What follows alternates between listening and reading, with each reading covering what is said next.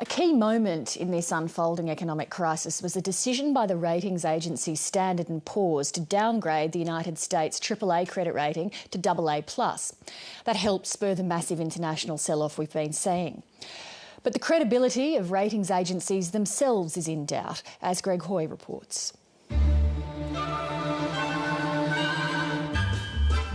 Born in New York in the early 1900s, three credit ratings agencies exerted their towering influence over global financial institutions through the last century, even more so after the US Securities and Exchange Commission declared the giant Standard & Poor's and Moody's and the smaller Fitch Ratings as nationally recognised ratings organisations. They are at the centre of the entire global financial position. So what they do and say on a daily basis is central to the operation of that system.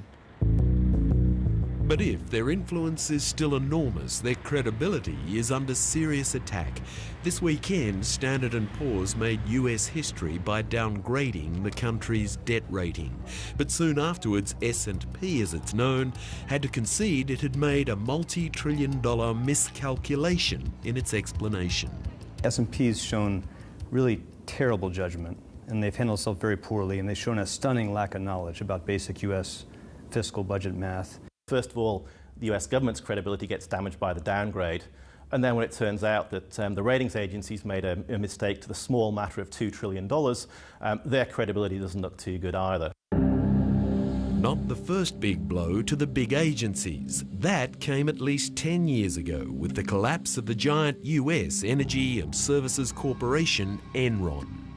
Both Moody's and S&P, right up until 3 days before it collapsed, had rated it investment grade.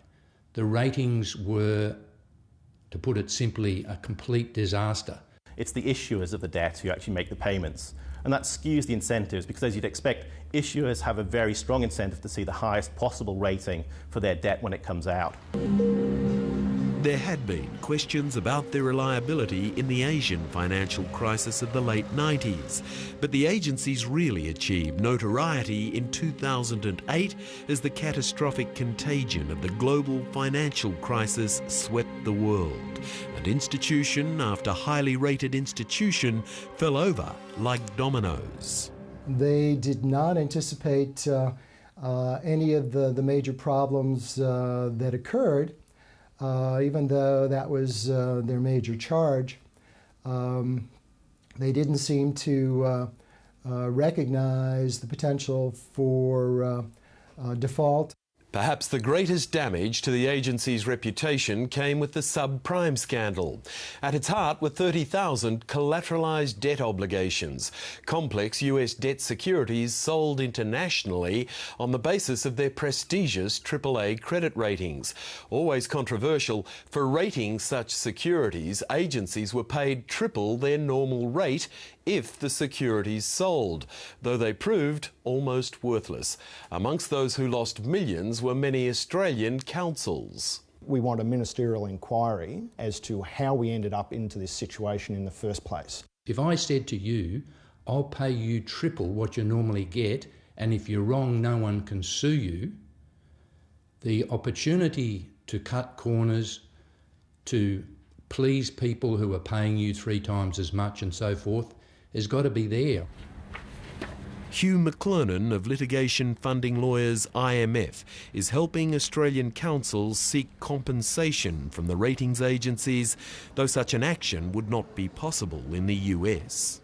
Virtually since day one, the US rating agencies have had the protection of the First Amendment of the US Constitution, the amendment in relation to free speech. So they have virtual impunity, at least in the US, for what they do and say. The agencies maintain their ratings are not an investment recommendation, though this defence is about to be sorely tested in Australian courts. Regardless, the call for change grows louder, even if to some it seems futile. I think the rating agencies have tried to be more aggressive. They've tried to be more timely in making changes in their ratings. none of the alternatives have so far proved that satisfactory either. So one example is, people say, well, banks should rely more on their own internal risk models, but they turned out to work pretty badly during the global financial crisis too. I do think you have to make them accountable. It's just simply nonsense. They know people will be hurt if they get it wrong. They should be accountable like all other people who sell their opinions for money.